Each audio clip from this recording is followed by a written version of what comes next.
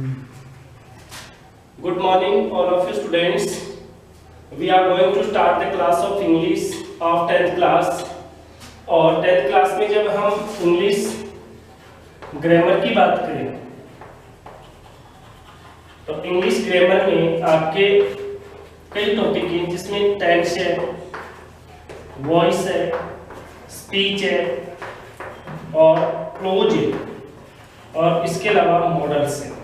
ठीक है बेटा, तो एक तो फर्स्ट टॉपिक जो टेंस है, वॉइस है, स्पीच है, क्लोज है और मॉडल्स है। ये 5 टॉपिक्स आपके इंपॉर्टेंट है ग्रामेटिकल व्यू ऑफ वर्ड से। जो छोटे टॉपिक हैं इसमें लेटर हैं, इसके अलावा जो ईमेल लिखने वो अलग से हैं।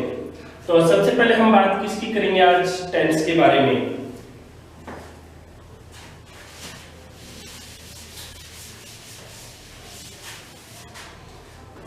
तो हम टेंस की बात करें बेटा तो ध्यान से सुनिएगा।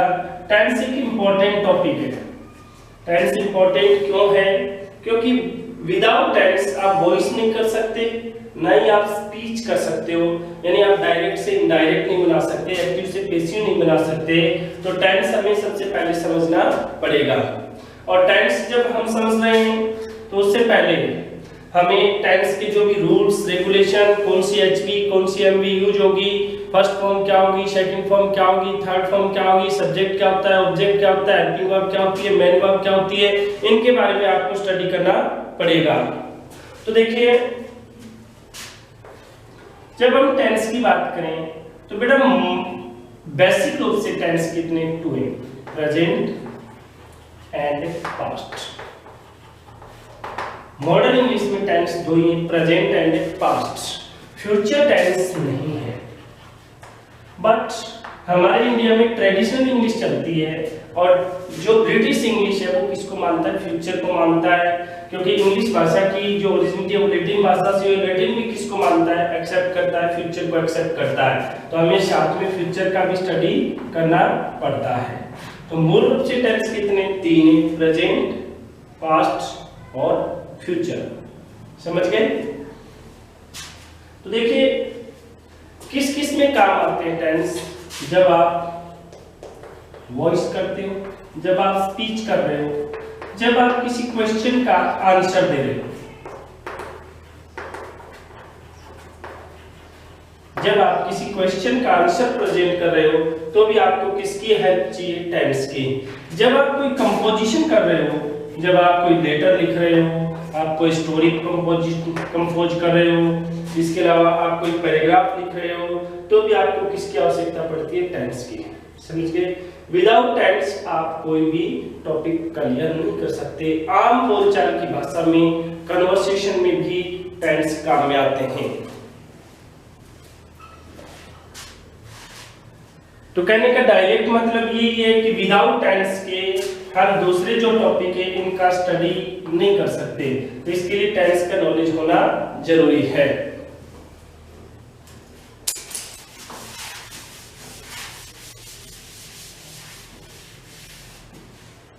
अब देखिए, जब हम टेंस की बात करें टेंस तो टेंस बेटा 3 है, प्रेजेंट, पास्ट और थर्ड कौन सा? फ्यूचर।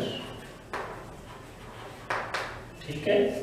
अब टेंस जो वर्ड है इसकी ओरिजिनिटी लैटिन भाषा के टेम्पस से हुई है और टेम्पस का क्या होता है? टाइम होता है, यानी समय। यानी टेंस का मेन जो मीनिंग होता है वो क्या होता है? टाइम। यानी टेंस का डायरेक्ट मतलब क्या होता है? सीधे शब्दों में हम क्या कह सकते हैं? काल कह सकते हैं। काल का मतलब क्या होता है? समय होता है। बट जो स्कॉलर्स है वो ये कहते हैं कि टेंस का आप डायरेक्ट मतलब किससे नहीं ले सकते? टाइम से नहीं ले सकते, क्योंकि टेंस और टाइम 2 अलग अलग चीजें हैं। टेंस और time are 2 different aspect. Tense है वो एक ग्रामेटिकल एस्पेक्ट है, यानी टेंस का आप डायरेक्ट मतलब टाइम से नहीं ले सकते, बिकॉज टाइम एक नेचुरल एस्पेक्ट है। कहने का मतलब टाइम हमेशा प्रकृति की चलने वाली चीज है, उसको टेंस से बाइंड नहीं किया जा सकता। कहने का मतलब टाइम से आप पढ़ रहे हो, उस समय तक पढ़ रहे हो, आपने बंद कर दिया तो इसका मतलब टाइम बंद थोड़ी हो गया। टाइम एक नेचुरल प्रोसेस है जो 24 आवर्स तक चलती रहती है। और टेंस एक ग्रामेटिकल एस्पेक्ट है, जब आप टॉपिक कर रहे हो, ग्रामर पढ़ रहे हो, एट दिस टाइम आप पढ़ रहे हो, आफ्टर इट आपने क्लोज कर दिया तो इसका मतलब टाइम बंद थोड़ी हो गया। आप टेंस को टाइम से बाउंड नहीं कर सकते। डायरेक्ट कहने का मतलब यही है कि आप टेंस को टाइम से बाउंड नहीं कर सकते, यानी टेंस एक अलग चीज है और टाइम एक अलग एस्पेक्ट है। Time is a natural aspect and tense is a grammatical aspect। समझ गए? क्लियर हो गया? दूसरा ये है कि हर टेंस है वो अलग अलग टाइम प्रोड्यूस करता है, यानी प्रेजेंट टेंस के द्वारा भी फ्यूचर टाइम को कन्वे किया जा सकता है। तो कहने का मतलब टेंस और टाइम दो अलग अलग चीजें हो गई। तो सबसे पहले हमने ये पढ़ा कि टेंस वर्ड की ओरिजिनिटी किससे हुई है? टेम्पस से हुई है। टेम्पस का अर्थ क्या होता है? टाइम। नेक्स्ट बात हमने पढ़ी टेंस और टाइम दो अलग अलग चीजें हैं। क्या बताया आपको? टेंस एक ग्रामेटिकल एस्पेक्ट है, यानी टेंस एक ग्रामर का टॉपिक है। टाइम एक नेचुरल एस्पेक्ट है, यानी टाइम है वो एक नेचर का पार्ट है, प्रकृति का पार्ट है। तो हम डायरेक्ट ये नहीं कह सकते सीधे रूप से टेंस ही क्या टाइम है। इट इज नॉट क्लियर, ये बिल्कुल सही नहीं है। इट इज नॉट राइट, ऐसा भी बोल सकते हो आप। Present, past, future. How many tenses? 3 tenses, present, past and future. बिल्कुल क्लियर, आराम से बताएंगे। बी पेशेंस, किसी को भी घबराने की कोई जरूरत नहीं है, बिल्कुल इजी टॉपिक है बेटा। थोड़ा सा आपको ध्यान देने की जरूरत है। लगातार कंटिन्यू आप 9 क्लासेज आपकी हो गई, 10th में हो गए, आप लगातार कंटिन्यू आप पढ़ रहे हो, लेकिन थोड़ा सा ध्यान देने की जरूरत है। इस समय अब की बात बोर्ड की क्लास है, तो थोड़ा सा इस चीज को दिमाग में रखें। अब देखिए, जब हम टेंस की बात करें तो बेटा आपको कई चीजें आपके दिमाग में होनी चाहिए। सबसे पहले कोई भी भाषा हो उसका सबसे छोटा जो रूप होता है वो क्या होता है? लेटर्स होते हैं, आप सभी को पता है। लेटर्स से क्या बनते हैं? वर्ड्स बनते हैं, और वर्ड्स से क्या बनते हैं? सेंटेंस बनते हैं। यानी भाषा की सबसे स्मॉलेस्ट यूनिट क्या होती है? लेटर होती है। और इंग्लिश में टोटल लेटर कितने होते हैं? 26 होते हैं। अब जब मैं आपको ये कहूँ भी वर्ड किसे कहेंगे, लेटर किसे कहेंगे? लेटर भाषा की सबसे स्मॉलेस्ट यूनिट है, जिसके क्या नहीं किए जा सकते?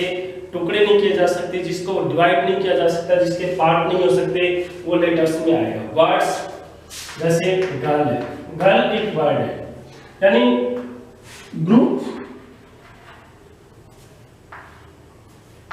Group of letters.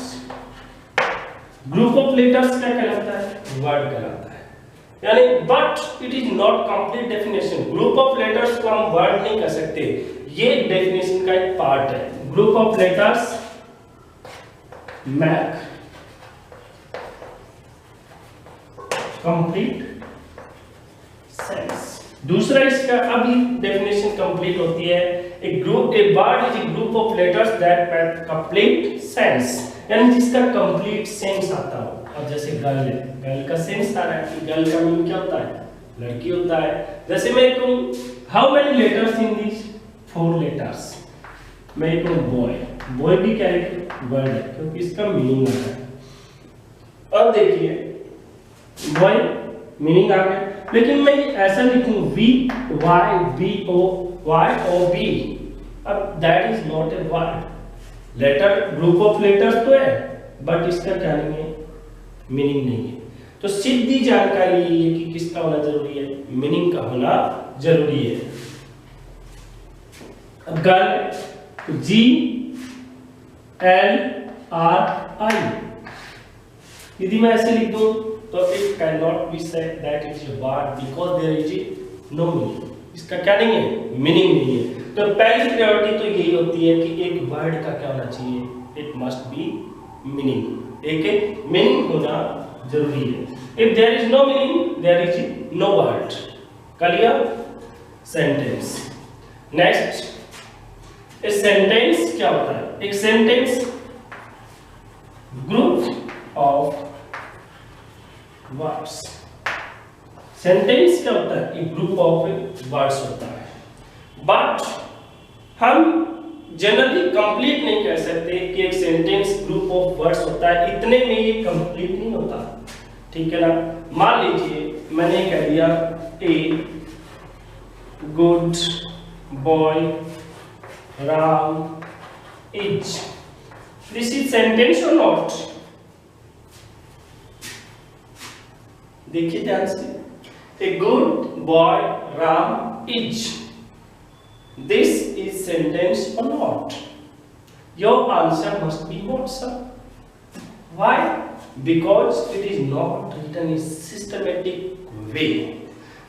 दूसरी जो मेन प्रायोरिटी है वो यही है कि एक सेंटेंस सिस्टमेटिक वे से होना चाहिए, यानी एक हर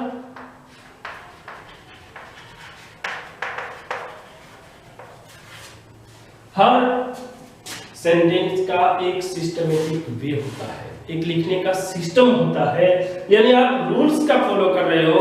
आपको ये पता होना चाहिए कि सब्जेक्ट कहाँ पे आएगा, ऑब्जेक्ट कहाँ पे आएगा, हेल्पिंग वर्ब कहाँ पे आएगी, मेन वर्ब कहाँ पे आएगी, एडजेक्टिव कहाँ पे आएगा, एडवर्ब कहाँ पे आएगा, कंजंक्शन कहाँ पे आएगा, तब ही आप इसको क्या बोल सकते हो, you can say a sentence, otherwise not.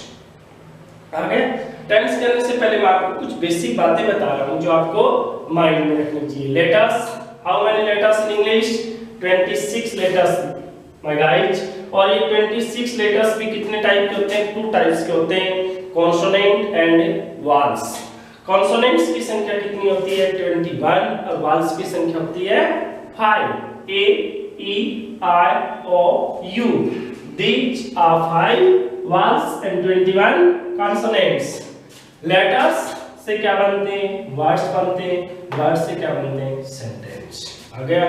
But group of words को हम एक कंप्लीट सेंटेंस नहीं कह सकते, क्योंकि ये बात इंपॉर्टेंट है, एक सिस्टमेटिक वे होना जरूरी है। जब सिस्टम मिलेगा, एक रूल्स के अकॉर्डिंग मिलेगा, तभी आपको क्या बोल सकते हो, उसको सेंटेंस बोल सकते हो। अगर समझ में, वर्ड के लिए सबसे मेन प्रायोरिटी है कि मेक कंप्लीट सेंस, उसका सेंस होना क्या है? जरूरी है। If there is no sense, you can't say a word like this. Understand? अब देखिए नेक्स्ट,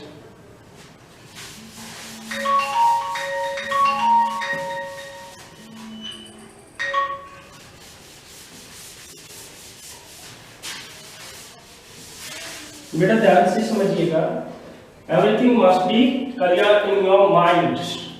नेक्स्ट देखिए, जब हम बात करें सेंटेंस की,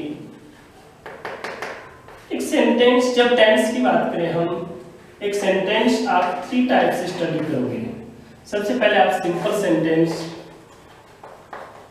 स्टडी करोगे, उसके बाद में नेगेटिव, और थर्ड इंटरोगेटिव। सीधी बात है बेटा, कोई भी स्टेटमेंट है वो सिंपल में हो सकता है, सीधी बात हो सकती है कोई भी। जैसे Ram goes to school, it is a simple sentence.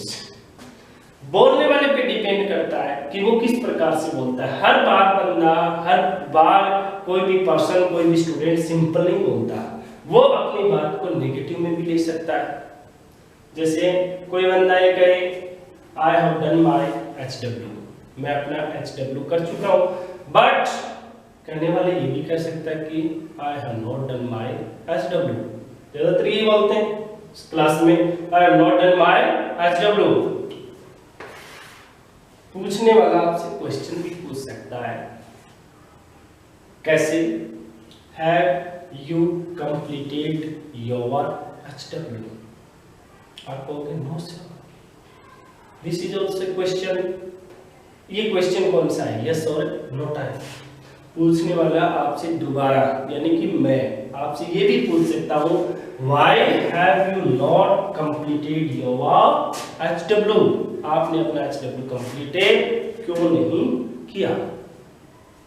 अब सार्थक जवाब आता है, सही जवाब आता है तो ठीक है, अदरवाइज आगे की स्टोरी आपको पता है। हम बात कर रहे हैं इंटरोगेटिव सेंटेंस नेगेटिव और सिंपल स्टेटमेंट की, यानी कोई भी बंदा सिंपली बोल सकता है किसी बात को, राम गोज टू मार्केट, ठीक है, बोलने वाला ये भी कह सकता है।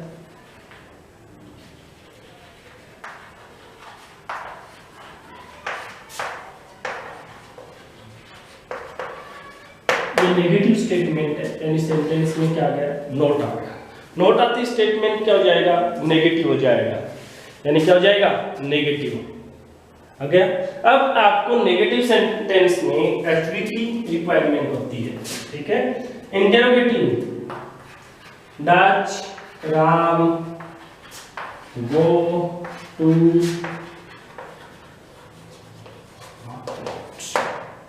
Dutch Ram go to market, अभी क्या हो गया, इंटरोगेटिव हो गया। अब इंटरोगेटिव ये भी हो सकता है, दो प्रकार के होते हैं interrogative, why does Ram go to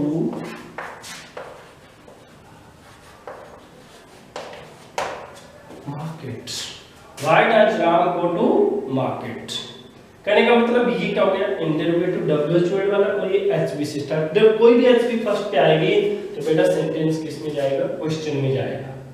have you understood, यानी जब किसी भी एचवी मार्क को आप फर्स्ट प्लेस पे लोगे तो सेंटेंस किस में जाएगा, क्वेश्चन में जाएगा। All of you clear. तो ये मैंने आपको तीन प्रकार के सेंटेंस बताए, सिंपल, नेगेटिव, इंटरोगेटिव। आगे समझ में। एवरी टेंस में हम इन थ्री टाइप्स के सेंटेंस का स्टडी करेंगे, चाहे वो प्रेजेंट सिंपल हो, प्रेजेंट कंटीन्यूअस हो, प्रेजेंट परफेक्ट हो, प्रेजेंट परफेक्ट कंटीन्यूअस, या चाहे वो पास्ट के कोई भी पार्ट हो।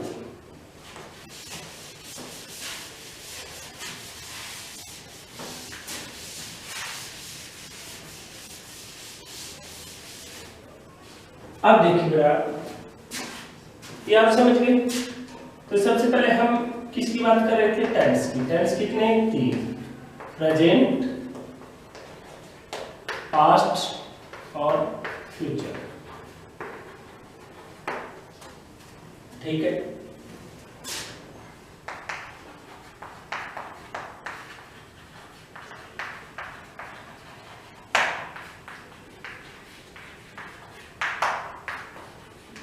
ध्यान से समझिएगा बेटा।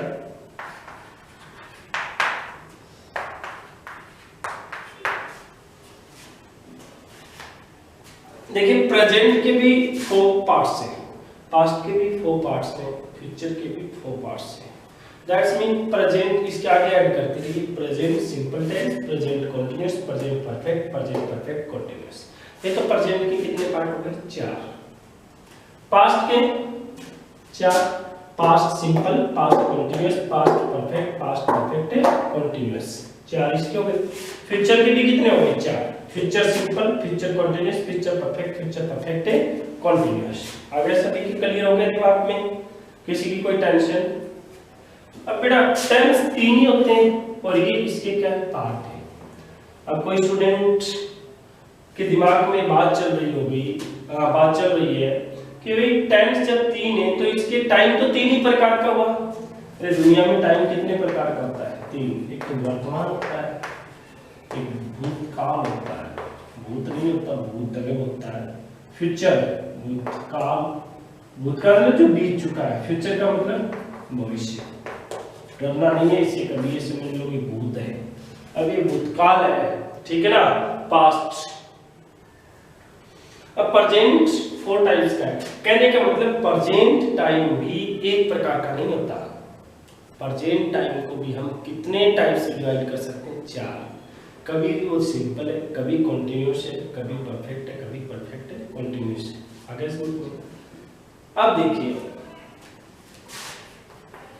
कोई आपको ये पूछे what is the definition of tense, tense कहते किसे, the form of a verb that tells us the time of an time of an action is called, सीधी बात है बेटा, the form of a verb that tells us the time of an action is called tense.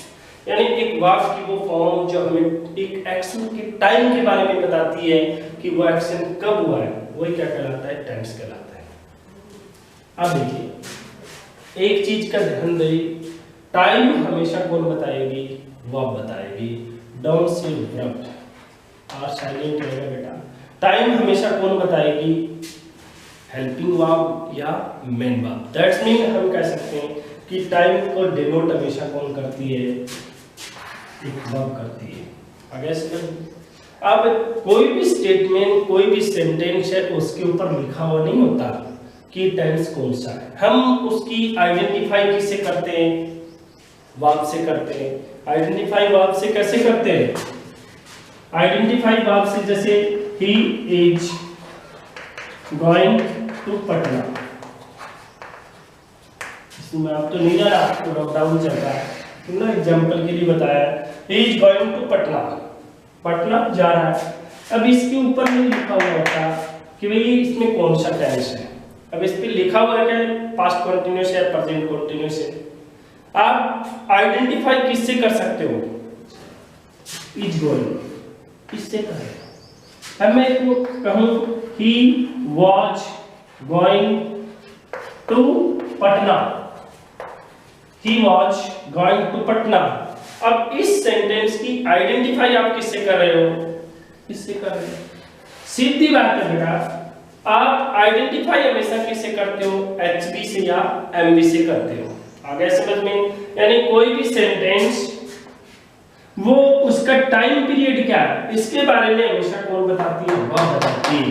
यानी एक sentence का major part, main part क्या होती है, वर्ब होती है। जब आपको वर्ब का स्टडी है, वर्ब का पता है, फर्स्ट फॉर्म का पता है, सेकंड फॉर्म का पता है, थर्ड फॉर्म का पता है, कौन सी फॉर्म कहाँ पे काम कर रही है, एचबी क्या है, एमबी क्या है, कौन सा एक्शन चल रहा है, पास्ट में है, प्रेजेंट में, फ्यूचर में, always be tells about the verb. जो सारा काम एक्शन कौन बता रही है, वर्ब बता रही है। इसका सीधा मतलब ये हुआ, सीधी बात है कि ये एचबी है, ये भी एचबी है। तो यहाँ पे टाइम को डिनोट कौन कर रही है, हेल्पिंग वर्ब कर रही है। कौन कर रही है, हेल्पिंग वर्ब कर रही है। तो सीधी बात है, हेल्पिंग वर्ब है वो भी किसको बताती है, टाइम के बारे में बताती है। अब देखिए नेक्स्ट बेटा, टोटल कितने पार्ट हो गए, 1 से लेकर के कितने हो गए, 10, 11, 12, 13 टोटल पार्ट 5, 5 एंड 2 मतलब 12। प्रेजेंट सिंपल से हम स्टार्ट करेंगे। Firstly we must be started from present simple. आ गया समझ में। प्रेजेंट सिंपल हमारा फर्स्ट पार्ट होगा और लास्ट पार्ट क्या होगा, फ्यूचर परफेक्ट कंटीन्यूअस। आ गया समझ में। तो फॉर किसके, प्रेजेंट के, फॉर पास्ट के एंड फॉर फ्यूचर के। That's mean total parts are 12। इन 12 पार्ट्स का हम स्टडी करेंगे। तो आपको मैंने क्या क्या बताया है। पहली बात तो ये मैंने बताई है कि टेंस वर्ड की ओरिजिनिटी किससे हुई है, टेम्पस से हुई है। और टेम्पस का मीनिंग क्या होता है, टाइम। क्या होता है, time. But time and tense are different aspects. Tense is a grammatical aspect and time is a natural aspect. यानी टाइम किसका हिस्सा है, किसका पार्ट है, टाइम है वो एक नेचर का पार्ट है। अगर समझ में। अब सबसे पहले हम कौन सी टेंस का स्टडी करेंगे, प्रेजेंट का। इसके बाद में मैंने आपको बताया कि एक टेंस के मेजर फॉर्म्स में सेंटेंस का स्टडी आपको पता होना चाहिए। सेंटेंस कितने टाइप के होते हैं, मेनली सेंटेंस मेनली 3 टाइप्स के होते हैं। कौन कौन से, एक तो होता है simple, negative and interrogative, question वाले सेंटेंस।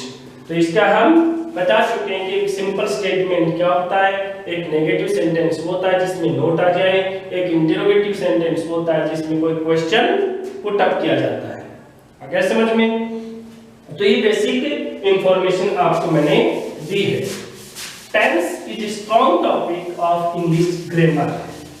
टेंस वो एक बहुत ही शानदार टॉपिक है, क्योंकि कन्वर्सेशनल फॉर्म में, रिटन फॉर्म में, कंपोजिशन में आपको अदर दूसरे टॉपिक को अंडरस्टूड करने के लिए किसकी रिक्वायरमेंट होती है? टेंस की रिक्वायरमेंट होती है। Without the knowledge of tense you can't be understand other topics of the English grammar. Firstly I want to tell you about present simple tense.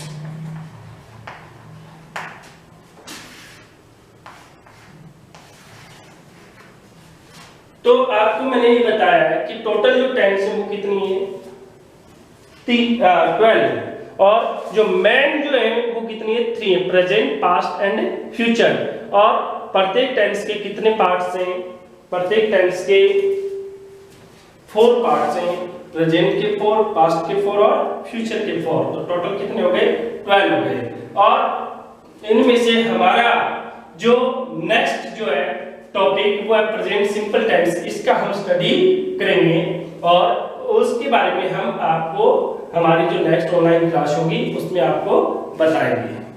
Firstly I want to tell you that you must be follow the rules guidelines that has been issued by the government on the timely and don't come out from your house home, you must be stay at a home. हम आपके लिए मेहनत कर रहे हैं, हमारी मेहनत कभी कमजोर न पड़ जाए, इसलिए आप घर पे रह कर के तैयारी करें और जो भी गाइडलाइंस गवर्नमेंट इशू कर रही है आप उसका फॉलो करें। और किसी भी स्टूडेंट्स को कोई किसी भी प्रकार की प्रॉब्लम फेस हो रही है इंग्लिश में तो वो बिना किसी एजिटेशन के हमें आस्क कर सकता है और हम आपको क्लियरली हर एक टॉपिक का उसके स्टडी करवाएंगे। किसी भी स्टूडेंट को कोई भी बाय मिस्टेक्स कोई दिक्कत हो तो वो पूछ सकता है। बट बेटा आपको अपने जो भी गाइडलाइंस जो मिल रही हैं गवर्नमेंट जो इशू करी है आपको अवश्य उसका फॉलो करना चाहिए। हमें कोरोना की जो लड़ाई है जो चल रही है उसमें हमें जीत प्राप्त करनी है और ये जो संकट का समय है इससे हमें उबरना है। दोबारा से जिंदगियां लौटेंगी, पटरी पे आएंगी, वही क्लासें होंगी, स्कूल होगा, बसें होंगी, वही हल्ला डुल्ला फिर से शुरू हो जाएगा। लेकिन थोड़ा सा सेफ रहें क्योंकि ये थोड़ा सा क्रिटिकल टाइम है, तो इसलिए हमने ऑनलाइन जो क्लास स्टार्ट कर रखी है आप उनका स्टडी जरूर करें, आप हमें रिस्पांस दें ताकि आपको समझ में आ रहा है या नहीं आ रहा, ताकि हम अपने स्टडी आइडियाज में चेंज भी कर सकते हैं। If you are not understanding well, but I hope that you must be understand if you see regular. यदि आप रोजाना देखते हो, अपने जो वॉच आउट करते हो वीडियो जो हम डालते हैं तो आपको निश्चित रूप से समझ में आएगा। हमारी जो नेक्स्ट क्लास होगी वो प्रेजेंट सिंपल टेंस पे होगी। So we hope that you must be follow the rules and regulation that has been issued by me, not by the government now, issued by the me. और इसी hope के साथ आज class हम यहीं पे एंडिंग करते हैं। Thanks, have a great day।